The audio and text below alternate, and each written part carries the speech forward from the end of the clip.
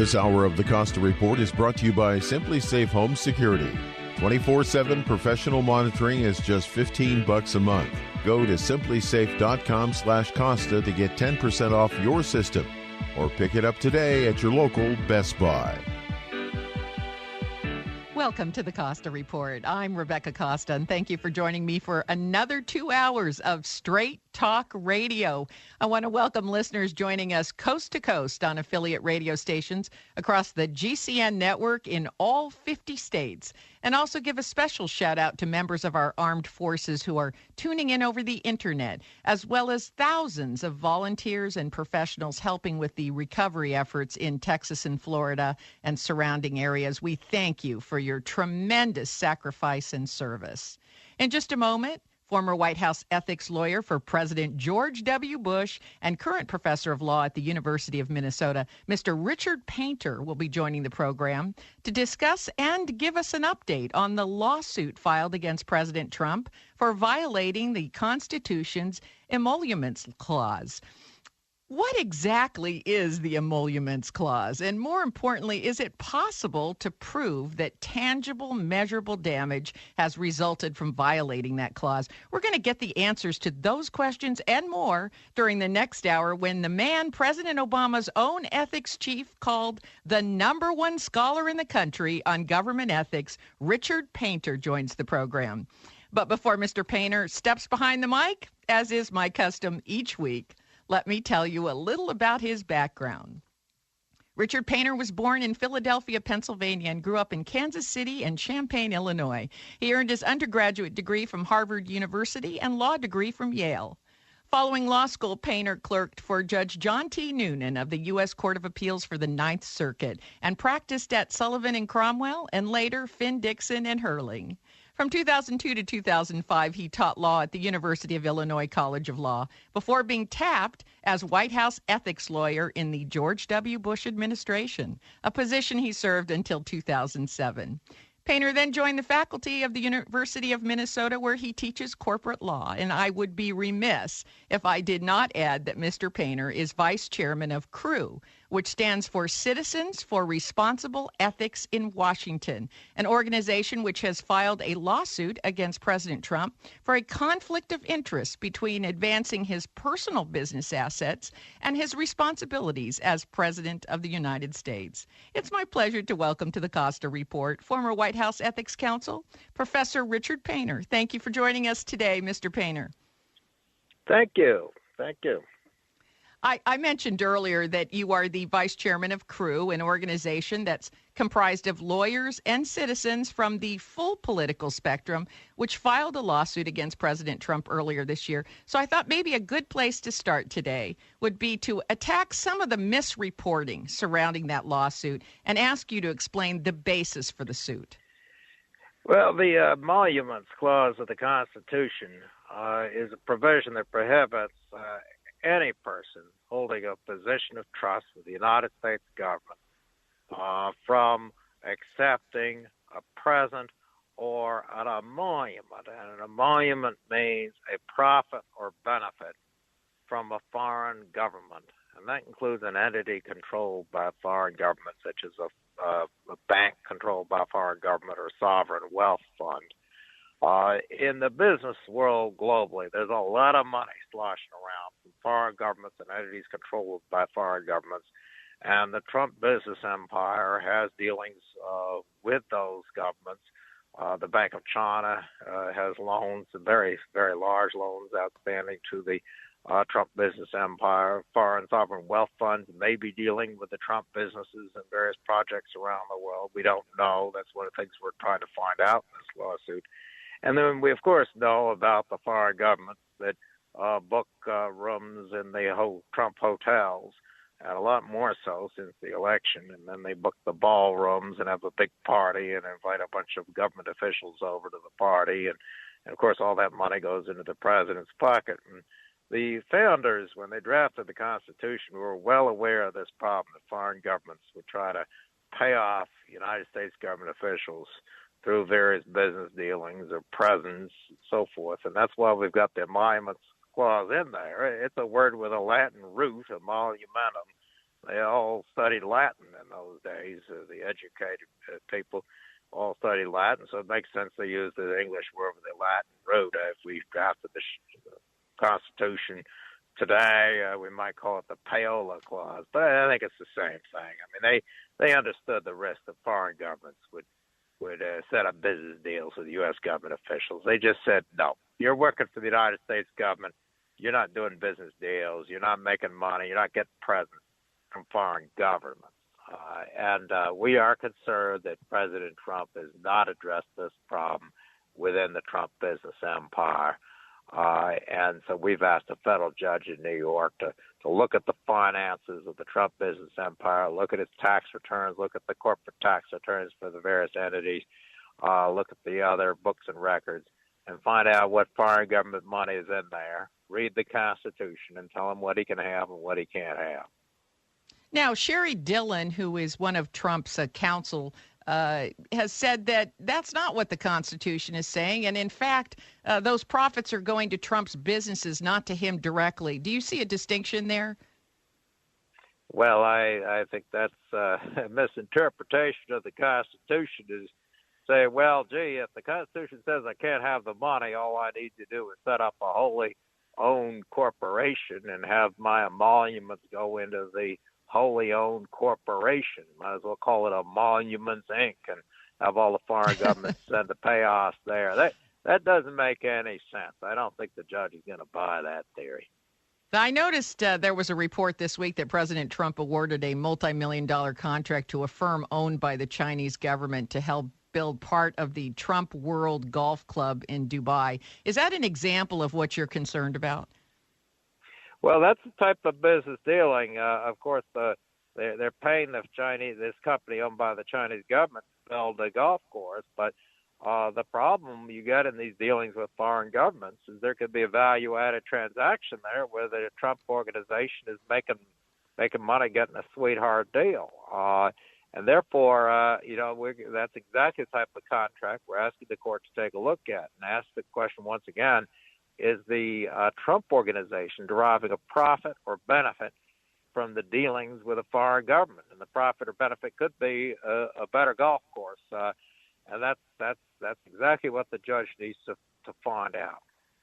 But is doing business with a foreign company or government the same as bribery? I think in many listeners' minds, these feel like separate things. We tend to think of bribery as some payment or expensive gift given to a politician. So how does business equate with bribery from a legal perspective? Well, bribery is an express quid pro quo. I will do certain things in the government in return for a payment of cash or anything else of value. And that could be from a foreign government. It could be from an American. It could be from an individual. It could be from a corporation. If bribery could be proven, someone would go to jail. We've got a United States Senator from New Jersey who's currently being tried for bribery. We're going to see how that works out. It's very difficult to prove the crime of bribery. Always has been. And that's what the founders understood when they drafted the Constitution. So they just wanted to have a flat-out prohibition saying, at least with respect to foreign governments, the risk of corruption is too high. We don't want anybody who holds a position of trust in the United States government getting profits or benefits from any deals with foreign governments, any presence from foreign governments. And that's to prevent these scenarios that could be bribery or look like bribery, but couldn't be prosecuted as such. At least with the foreign governments, the founders felt the risk of corruption is just way too high. We need a flat-out prohibition on this. But, of course, you're talking about when they're in office, because once they get out of office, they can do book deals, movie deals, and whatever. Oh, yes, absolutely. They can do that. It's when they're in office.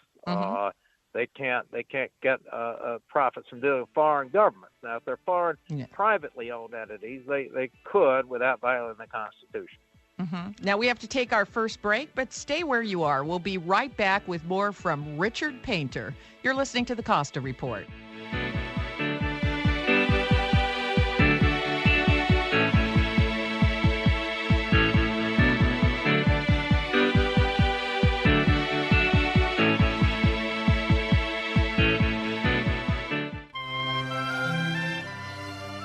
I'm here today with Scott Caraccioli of Caraccioli Cellars, whose Brut Cuvée is winning wine awards faster than we can name them.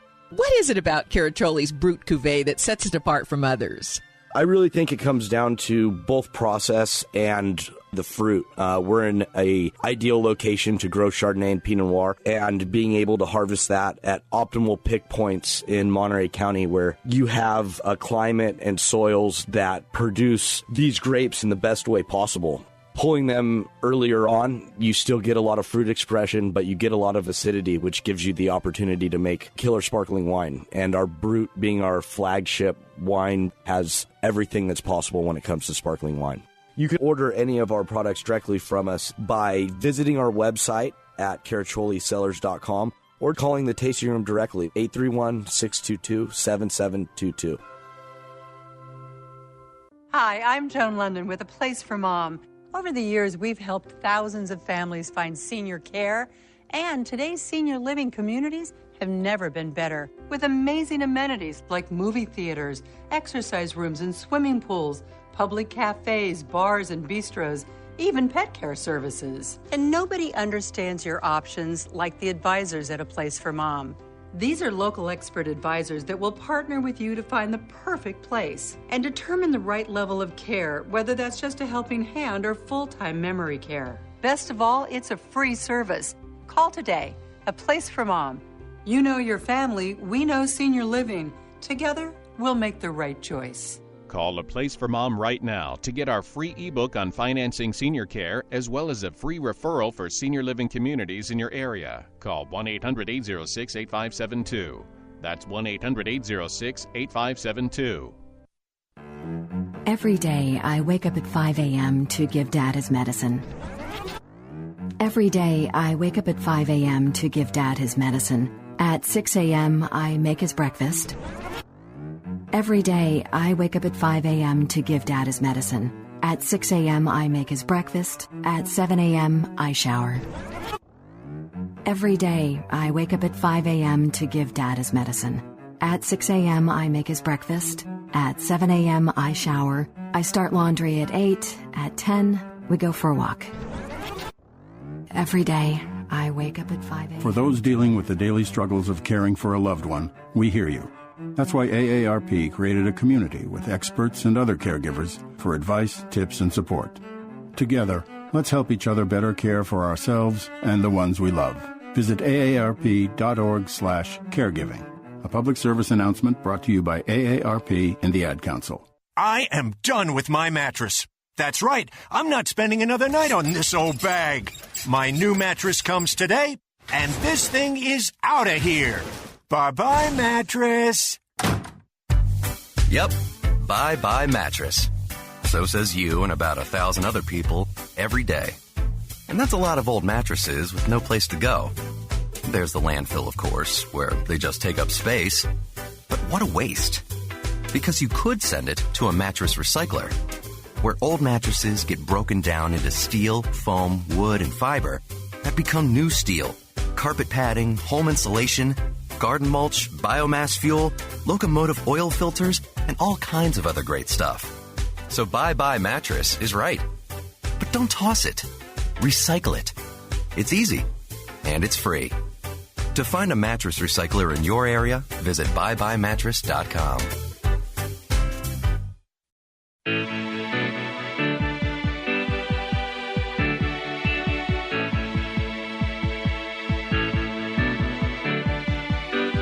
Welcome back to the Costa Report. I'm Rebecca Costa, and my guest today is former White House Ethics Counsel, Mr. Richard Painter. And before we took our break, you were pointing out that the Emoluments Clause is designed to prevent individuals who hold public office from personally benefiting while they are in office, and is also designed to defend against foreign influence. Now, before our interview today, I received a lot of emails from listeners who felt that the lawsuit smacks of some liberal agenda to discredit or remove President Trump from office. What do you say to folks who feel the lawsuit is politically motivated? Well, this isn't going to remove him from office unless the federal courts tell him he's got to do something or not do something, and he refuses to do it. We're not asking that he be removed from office at all. This isn't a liberal or conservative cause. This is something that the founders decided when they drafted the Constitution. They don't want foreign governments trying to influence our elected or appointed officials. No one who holds a position with the United States government can accept the profits or benefits from dealing with foreign governments. So this is something I think conservatives and liberals and moderates can all agree on. And we're just asking the judge to take a look at the Trump business empire, what he's got, and tell him what he can have and what he can't have. And the fact that he's a Republican, or today he's talking about compromising some with the Democrats, so a bunch of far right wingers are all upset. I mean, that's a bunch of noise in the background. Our litigation here is about the Constitution and getting the courts to interpret the Constitution. So is one of the real problems is the president's failure to disclose those business dealings? Is part of the lawsuit designed to make sure that all of that information comes forward? Well, that is a problem. He has not disclosed the underlying financial structure of a lot of the privately held entities that he owns, even if he owns 100% of these entities. We're not told where they're borrowing their money. They could be borrowing it from Citibank, or they could be borrowing it from someone outside the United States, and we have no idea, and that's something that ought to be disclosed. We get some of that information from the tax returns, but he's not willing to disclose the tax returns. So we're at least, we're going to ask a federal judge to take a look at it. At least the court ought to know and determine whether what he's got there, what it's coming in the door, if any of it is from foreign governments, whether it complies with the Constitution or not. Can a federal court, I'm not a lawyer, clearly, but can a federal court compel President Trump to reveal that information? Well, I think a federal court could tell him to comply with the Constitution. So if the federal court looks at the information, I think they definitely could compel him to reveal the information to the court. I don't think the court would necessarily require it to be released publicly, but if the court felt there was a serious issue, the court would ask to see the underlying books and records of the Trump organization and see where the money's coming from. If there's something coming in from a foreign government, whether it's Russia or anywhere else, they got to tell the president what he can have, what he can't. I will emphasize, I think a lot of this is information that Robert Mueller probably already has, at least if he's doing his job. But his function is different. His job is to find out whether crimes have been committed. The objective here is to find out if the Constitution has been complied with, and to just simply tell the president what he has to do to comply with the Constitution. Mm-hmm. So when will Crew present its case? Well, we're going to have a preliminary, we're going to have a hearing in October. But it's up to the judge, up to the court to decide what the schedule is going to be. And the Justice Department is defending this case on behalf of the president, because this is a lawsuit in his official capacity, asking that he do his job as president in accordance with the Constitution. So this may take a while. We'll see what happens. So help us understand what actually has to be proven in this case. Do you simply have to prove that a conflict of interest exists, or do you also have to prove that there's been tangible damage to the United States of America as a result of that conflict of interest? Do you have to do both?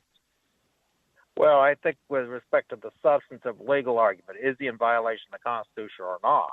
What it's about is reading the Constitution, the Emoluments Clause of the Constitution, determining what is an emolument, what the founders meant when they prohibited anyone working for the United States government, including the president, from accepting an emolument from foreign government. What is meant by an emolument? The Justice Department has extremely narrow interpretation of that term that we think forecloses a lot of what the founders intended, and also the dictionary definition of an emolument in the 18th century when the Constitution was drafted. This is really a matter of constitutional interpretation, not determining whether there's any damage to the United States or any particular conflict of interest or any effect on government policy. It's either an emolument that's prohibited or it's not. Is a foreign dignitary staying in a hotel room, paying fair market value in a hotel room, is that an emolument? It probably is. I mean, business dealings with foreign governments, whether the foreign government is paying for a hotel room or the ballroom or lending money, for example, the Bank of China lending very large amounts of money to the Trump organization, all of that is a profit derived from dealings with foreign governments. Now we've got to see what the court says the president would need to do. The court could say, well, that money you turn over to the United States government or not accept payment from a foreign government. But we'll see what the court says about that. Mm-hmm. I'm just trying to understand what would Trump's remedies be. I think you've come out and said simply putting the hotels in a blind trust would not be sufficient in your view. Is that right? Well, I think you'd have to, if you put him in a blind trust, you actually have to sell the hotel. He'd have to sell the hotel or give the hotel or sell it to his grown children. That would solve the constitutional problem. He can't own the hotel and have the hotel dealing with foreign government, making money dealing with foreign governments. There are other potential solutions. We have to see what the court would accept. If the court agrees with our view that these payments are emoluments, and I say it's about a lot more than just hotel rooms. A lot of this, what we're interested in, is the capital structure or the financing of the Trump business empire. How dependent is this Trump business empire on money that's being loaned by foreign governments or entities controlled by foreign governments? So we need to find out the facts first, and then. But what would be a remedy if he? Yeah, what would be a remedy if he owned hundreds of millions of dollars to a Chinese bank? I mean, what's the remedy to that? Well, that loan could be restructured and do that loan with another bank that's not a Chinese government-owned bank. If it's a private bank, that does not violate the Emoluments Clause. So he could borrow money from Deutsche Bank, and that doesn't violate the Emoluments Clause, so long as the foreign government hasn't guaranteed that loan. And that's something we do want the court to look into, because he has a whole bunch of loans from Deutsche Bank and make sure the foreign government isn't guaranteeing the loans. But so a bunch of these financings involve foreign governments could be restructured. It's not that difficult. He's the author of the book, The Art of the Deal. So I think he could work a way around this problem if he wanted to. I see. So you basically want the courts to provide some instructions to President Trump as to how he would not violate the Constitution, and then you have complete confidence that he would figure out a way to implement the court's instructions. Yes, we'll call it The Art of the Constitutional Deal. Well, I think I hear a book in the making, Mr. Painter. The Art of the Constitutional Deal. I love it. We're going to take another short intermission, but stay with us. We'll be right back. You're listening to the Costa Report.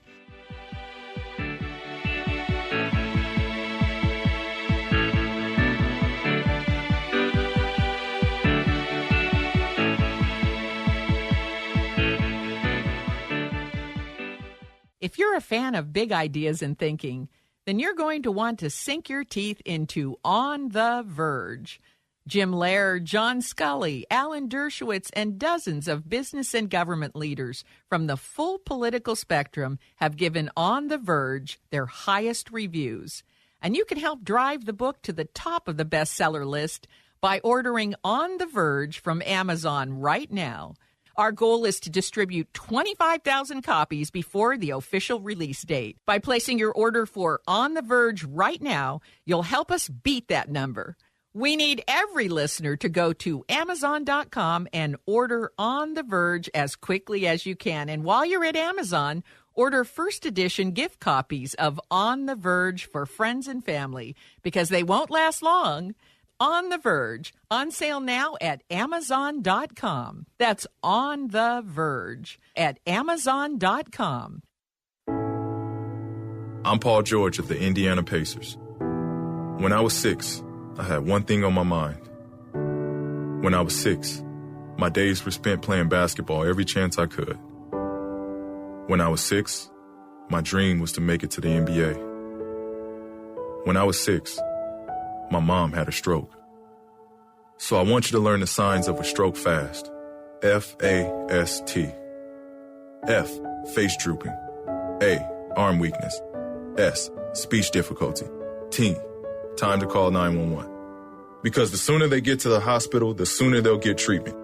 And that can make a remarkable difference in their recovery. I'm Paul George. Protect the ones you love. Spot a stroke F-A-S-T. Fast. Life is why. Visit strokeassociation.org. Brought to you by the American Stroke Association and the Ad Council. Women now make up 37% of the workforce, changing their role forever. Harvard Medical School has now opened its doors to new female applicants. The first woman is now in space. The majority of last year's doctorate degrees were earned by women. We've come so far, but our news is changing for the worse. More women die from heart disease and stroke than men, even though it can be prevented. Make a change at GoRedForWomen.org today. Brought to you by the Ad Council and the American Heart Association's Go Red for Women. Okay, what are you wearing right now? Nothing. That's right. So Mommy's going to teach you how to dress yourself. Underwear always comes first, name tag at the back, then pants, then shirt. Get the first button in the right hole or you have to start all over. Socks going first, then shoes right on right, left on left. With shoelaces, just take the ends, cross them over, switch the loops, the rabbit goes down the hole, pull tight, and you're left with bunny ears. Got it? Why are your pants on your head? Most parenting is hard to do in just 2 minutes. But 2 minutes twice a day making sure they brush their teeth is easier, and it could help save them from a lifetime of tooth pain. Visit 2min2x.org to find out more. A message from the Partnership for Healthy Mouths, Healthy Lives, and the Ad Council.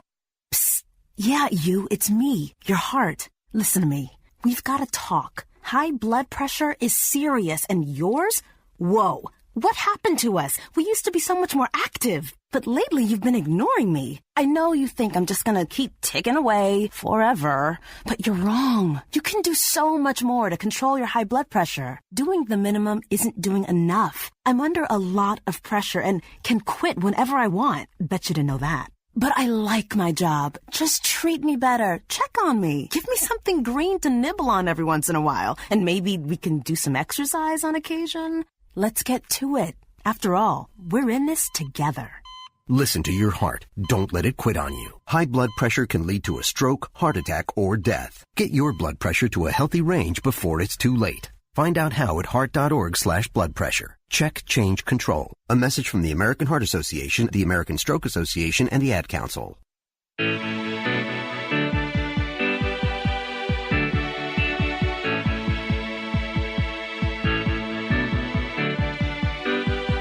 Welcome back to the Costa Report. I'm Rebecca Costa, and if you're just joining us, my guest today is Richard Painter. So let me ask you this. Is there any such thing as a government leader who doesn't at some level have a conflict of interest? And I'm not just talking about foreign conflicts of interest, but if you have a stock portfolio or a brother-in-law or wife who does business in China, or you stay at a hotel owned by a government leader in Dubai, or even if you're invested in a home and other property in a particular area or state, these could all be conflicts of interest. And it's kind of hard for leaders today to divest themselves of every conflict of interest, isn't it? Yeah, so there are many, many different types of conflicts of interest. Some are legally prohibited, and others are not. The Emoluments Clause prohibits a particular type of conflict of interest, which is profits and benefits from dealings with foreign governments and presence from foreign governments. We have other statutes, provisions of the United States Code, that prohibit other conflicts of interest. So it don't apply to the president and the vice president, but everyone else in the executive branch is subject to a criminal statute that makes it a crime to participate in a government matter that affects your own financial holdings or those of your spouse. And that would not go so far as to reach your brother-in-law or your parents or your grown children's assets. But if you did something that affected your own financial position, or that of your spouse, that would be committing a crime if you're in the executive branch, except for that is the provision that doesn't apply to the president or the vice president. So some conflicts of interest are illegal, others are not. I mean, we have, of course, this campaign finance system, which is a cesspool of conflicts of interest, and the Supreme Court has made it very difficult to regulate that. So we certainly have not used the law to eliminate all conflicts of interest, far from it. But when there are laws that prohibit certain conflicts of interest, they need to be followed, and that includes the Emoluments Clause of the Constitution. So tell us a little bit about what happens if this lawsuit fails. What would be the next step? Well, we would say what the court says. If the court dismisses the lawsuit, we'd see what reasons the court dismissed the lawsuit and then appeal. But we'll see where this ends up. Mm-hmm. It's likely to be successful. Yeah. Now, I take it that whether the lawsuit succeeds or fails, Crew will be satisfied by the fact that a federal judge had access and reviewed the president's business dealings with foreign governments. I mean, at the bottom line is you want federal eyes on this. Well, yes, and we do hope the court will do that. I mean, there is the question whether we have standing to bring the lawsuit. The court is going to address that. We believe we do have standing under the law in the Second Circuit in New York, but it's up to the court to decide that question as well. There are two other fairly similar suits, one brought by the Attorney General of the state of Maryland and the Attorney General of the District of Columbia, another brought by a bunch of members of the United States House and Senate, and they are making different arguments for standing in front of the court, but making very similar substantive arguments to our argument with respect to the interpretation of the Emoluments Clause. So we'll see what the courts do with all three of these cases, which are all three of them pending in separate federal district courts. You can see how, for Trump supporters, that feels like three separate suits ganging up on the same issue. What would you say to them where they say, look, why are all these lawsuits going after Trump? Let's just have one consolidated lawsuit. What do you say to that? Well, that's if the courts decide that all three sets of plaintiffs have standing, they could try to consolidate these lawsuits. But we're not at that stage yet. President Trump, his position in these lawsuits is being defended by the United States Department of Justice. So he's got DOJ on his side on this in the litigation. Simply because he's president, not necessarily because people at DOJ agree with his position. He's entitled to that, and I think it's important for the resources to be used here on both sides to make sure that the president is complying with the United States Constitution. Mm-hmm. And what is the DOJ's counter-argument? Well, they argue that none of the plaintiffs have standing. Of course, they'd like the court not to even address the substantive law. And then their second argument is that the Emoluments Clause only covers gifts from foreign governments and payments that are made by foreign governments to a United States government official in connection with an office, in connection with a position held in the government, which is somewhat strange as to why the founders would have contemplated that the only way foreign governments would pay off United States government's officials would be through payments in connection with their office directly, as opposed to various side deals, which is what we're talking about. Or through a business, as you point out. It might be, there might be one or two steps before the payment or the benefit reaches the government official. Unfortunately, we are just about out of time, so let me take this opportunity to thank you for taking time to speak to us today and for your public service. Thank you, Professor Painter. Thank you so much for inviting me. Before we take our station break, I want to alert you to something that I recently learned from the FBI. The average property loss from one home burglary is $2,316. And that is just the average, folks. Plus, when you tally up all the burglaries across the country, the loss adds up to billions.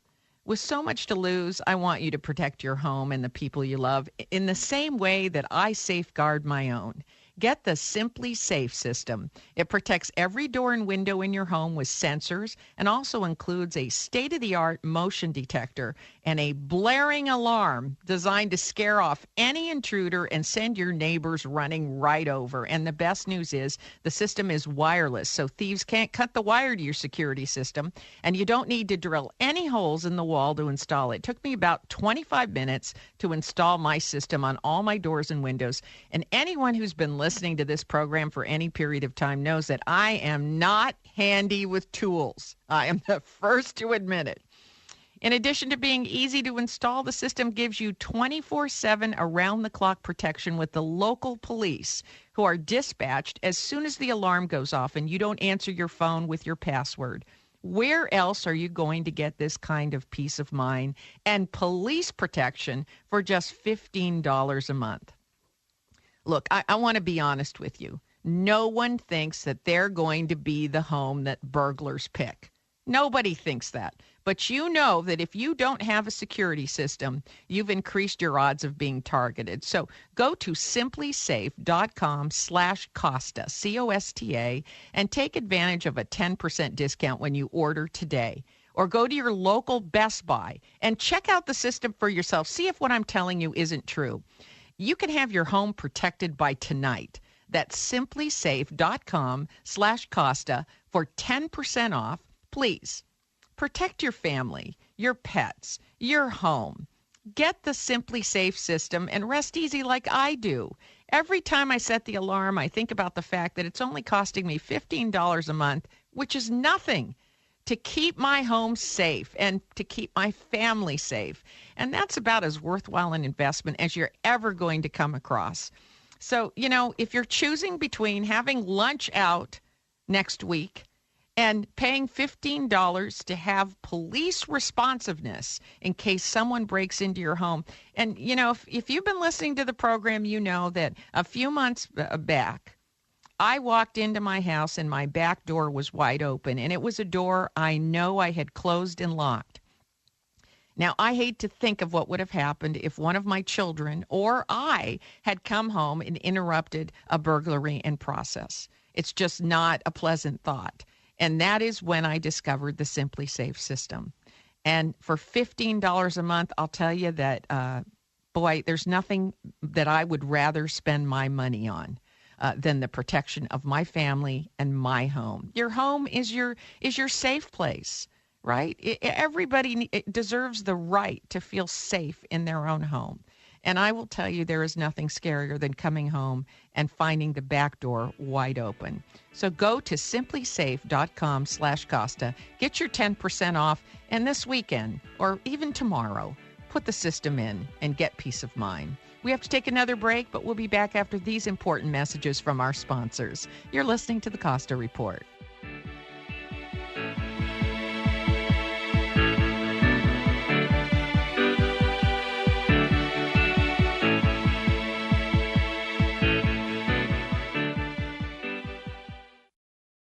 When I say Italy, what comes to mind? Venice. Capri. Oh my gosh, Capri was marvelous. The views, the cliffside views, or traveling to Sorrento. Pirello Tours. Oh, Pirello Tours, for sure. Pirello. Hi, I'm Steve Pirillo of Pirillo Tours. With over 70 years of tour experience to Italy, it's no wonder Pirillo Tours is synonymous with travel to Italy. I think of the culture, and to walk up to certain areas and touch a wall and think, well, this wall's like 3,000 years old. Being on a Pirillo tour on our anniversary was better than anything I can remember ever on an anniversary. I personally approve every itinerary to ensure a stress-free, once-in-a-lifetime vacation. Salute! Call now for your free insider's guide to Pirillo's Italy. Call in the next 30 minutes and qualify for a $100 gift card when you travel with us. Call 800-897-7176, 800-897-7176, 800-897-7176.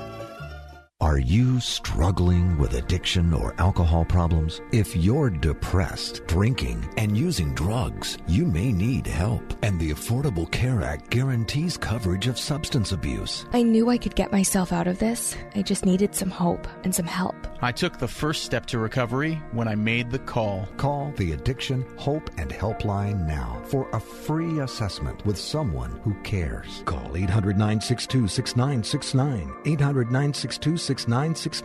I feel like I'm losing control. I'm afraid I'll lose my job or even my family. Call now for hope and help with proven, gentle recovery programs. I never thought that I could be somebody who didn't drink and use drugs. I'm in recovery, getting the help I need. Call the Addiction, Hope, and Helpline now for a free assessment with someone who cares. Call 800-962-6969, 800-962-6969. 800-962-6969.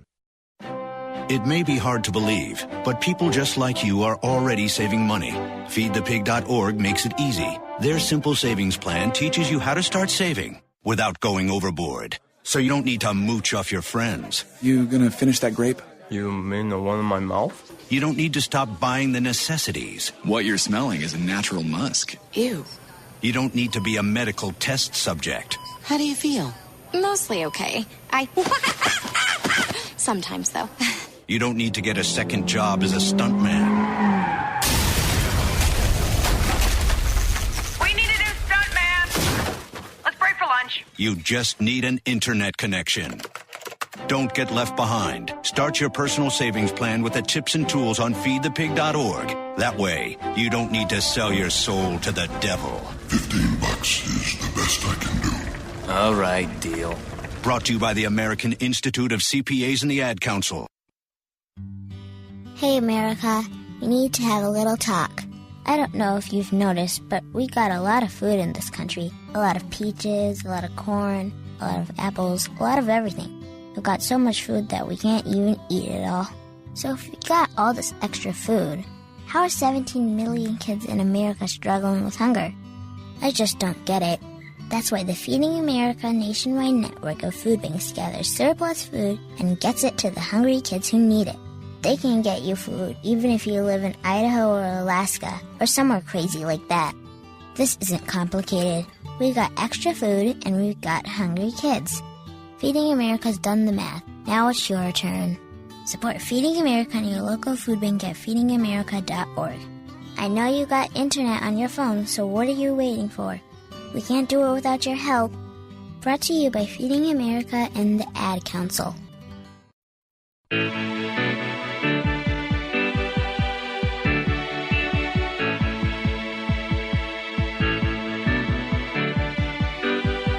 Welcome back to the Costa Report. I'm Rebecca Costa, and if you're just joining us, we have been speaking to former White House ethics lawyer in the George W. Bush administration and current law professor at the University of Minnesota, Richard Painter, who, as you heard, has joined with other ethics lawyers, including President Obama's former ethics counsel, to file a lawsuit against President Trump to force him to divest himself from most of his business dealings.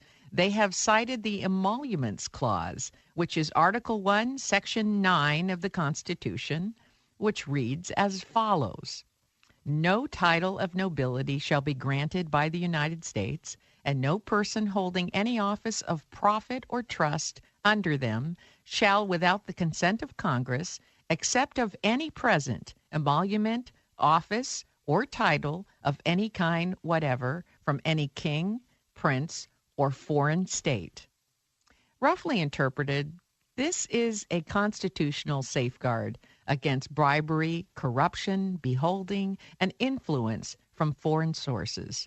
And this is the article on which the Crew lawsuit against President Trump is fundamentally based. Now, according to Richard Painter and other ethics lawyers who have filed the lawsuit, the president has to divest himself of his business holdings in order to eliminate a conflict of interest. We're not sure what those business holdings entirely are, but we know they exist. Wherein what might be a good policy for the United States might also work against his personal business interests and vice versa. And that's really what people are concerned about. Painter uses the following example as a case in point. If Franklin Roosevelt had Roosevelt Towers in Berlin and Frankfurt and a $350 million revolving loan with Deutsche Bank in Germany on December 1941, what would he have done about going to war? Now, I'm going to say that again. If Franklin Roosevelt had Roosevelt Towers in Berlin and Frankfurt and a $350 million revolving loan with Deutsche Bank in Germany on December 1941, what would he have done about going to war? By the same token, President Trump has business interests all around the world, including a new Trump World Golf Club, which he just awarded a multi-million-dollar contract to DAMAC, D-A-M-A-C, a construction firm owned and operated by the Chinese government. And by the way, this just happened last week. Another example of a conflict Painter offers is the president's opposition to wind farms in Aberdeen, Scotland, because they ruin the view from his golf course. The president has also met in the Oval Office with developers and business partners from the Philippines. Crew has documented a lot of infractions similar to this. But they face a steep uphill battle. They're really going to have to prove that these conflicts of interest somehow rose to bribery or corruption, and more importantly, prove that the United States was in some way harmed or put in harm's way by the president's actions. But how was the U.S. disadvantaged by opposing wind farms in Ireland, or by meeting with business partners in the Oval Office, or even by dignitaries choosing to stay at Trump hotels? Sure, the president benefits from these things, but that's a lot different from showing that in any way the United States might be harmed or disadvantaged. I'd prefer the Oval Office not be used for commercial or self-serving purposes because I think it demeans the office of the presidency. But I have yet to find a case where what could have been a conflict of interest was a conflict of interest. Do I like the fact that the president won't disclose his business dealings and we don't know who he owes money to or who he might be beholden to? Heck no. Just disclose them. Disclose them and have a federal judge say, well, these are allowed and these you need to make other arrangements for. Why not? But I have to tell you, I can't point to one instance where a policy or initiative or an action by Trump has benefited him and disadvantaged someone else or the country. I just can't find it. I can't find any evidence of that. The Emoluments Clause is a protection against bribery and undue influence. But when you really think about it, where are we going to draw the line? If a politician has a retirement plan that has stocks in it, is he or she more likely to forge policy which will benefit them and their stocks? How about if they own a home or have some investment property? Or if their wife or brother-in-law or children do a lot of business in China or the Middle East or in Europe? If they have a chronically ill family member, are they likely to shape healthcare reform to cover them? Well, I understand the obvious conflict of interest a successful business person like Donald Trump faces. I believe that all leaders have conflicts of interest on many levels, and it's impossible to divest ourselves of all of those. What matters is whether a leader can put America and the greater good ahead of their personal interests. The character of our leaders is what has caused the Emoluments Clause to remain something most of us have never heard of until now. Most leaders put a big space between their personal interests and their role in government, and that's a good thing. Trump has chosen to hand his businesses off to his children to run on his behalf, and supporters see this as the same thing John Adams did when he left his children to run his farm for him. He wasn't forced to sell the farm. Nor did anyone wonder if he'd make policy which intentionally favored farmers of his kind. And while I'm not saying President Trump is John Adams, I am saying the fact that he's a wealthy individual with lots of global assets and loans and liabilities, and he has occupied the White House, does not necessarily mean that he's going to corrupt the office of the presidency or use his office to forward his own coffers.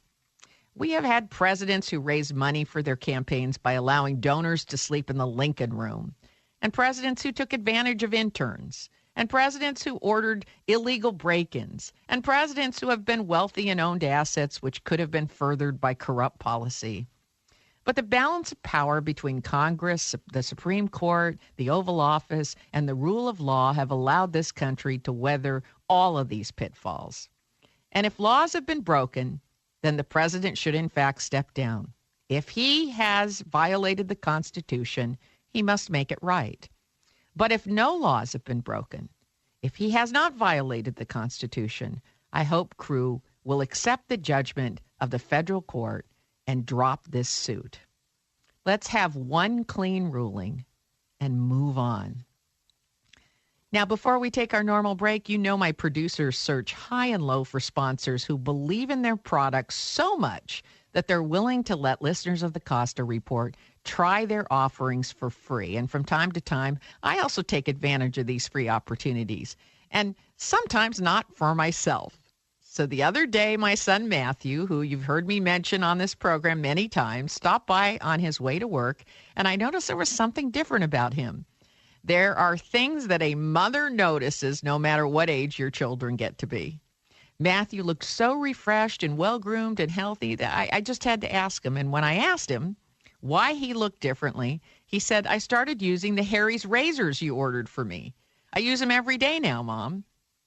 Now, the reason I wanted to share this story with you is because there are some things you cannot tell a person about, like the smooth glide and ultra, ultra close shave you get with a Harry's 5-blade razor. These are things you have got to experience firsthand. But once you do, you will join my son and over 3 million people who have switched to Harry's razors. In fact, Harry's is so confident that you're going to love the feel and the look of your next shave. They're offering listeners of the Costa Report a free trial. Just go to harrys.com/Costa, C-O-S-T-A, to get your ergonomically designed razor handle, 5 precision blades, not 1, 5, shaving gel, and a blade cover. And all you pay for is shipping. So do it now. That's harrys.com/Costa to get your free trial razor, blades, gel, and blade cover. Remember to put in that /Costa, C-O-S-T-A, to get the complete razor kit at no cost. This offer is not going to last long, so jump on your smartphone, your computer, your tablet, go to harrys.com/Costa to get your trial razor. And if you have a son or a husband, a boyfriend who shaves every day, well, do what I do and go to harrys.com/Costa and surprise them. You'll be glad you did. And that's all the time we have this hour. If you haven't checked out my new column on Newsmax, make sure you check it out, as well as my new article on the Fox Opinion page online and the Wall Street Journal's Market Watch site. And one last reminder, my new book, On the Verge, has just hit #1 on the new release on Amazon list. So it's flying off the bookshelves, folks, so be sure and grab your copy. And that is it for this hour. Now stay tuned for a second hour of the Costa Report.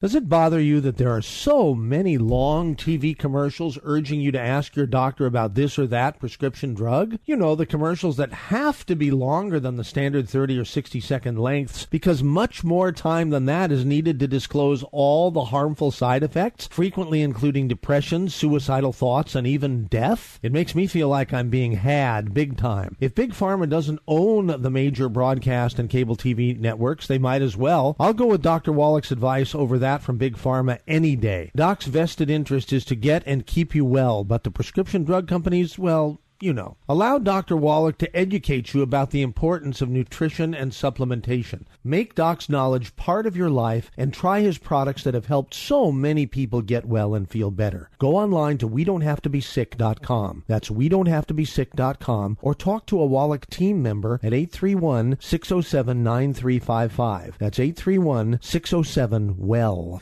Unexpected reactions to smart financial decisions brought to you by FeedThePig.org. Well, I finally did it. I improved my credit score. You're kidding, right? No. How are we supposed to be the bad boys of electro-synth pop if you're out there being responsible? The band is about to be discovered. This is our year. Yeah, you've been saying that for a while now. You think anyone in the Rock and Roll Hall of Fame was worried about their credit score? I never really thought that. Of course they weren't. Rock stars aren't supposed to think about that kind of stuff. We're supposed to think about how many guitars we've smashed, write aggressively sensitive power ballads, start questionable fashion trends, tragically break up and blame creative differences. All right. I thought maybe it was time to take control of my finances, you know? Start using a budget. Get out of debt. Set some goals. A budget? Debt? Set some goals? Listen, I knew that we'd have our creative differences, but I was hoping they'd involve a little more scandal. When it comes to financial stability, don't get left behind. Get tools and tips for saving at FeedThePig.org. This message brought to you by the American Institute of CPAs and the Ad Council. The Costa Report is now heard in all 50 states on fine radio stations, including this one.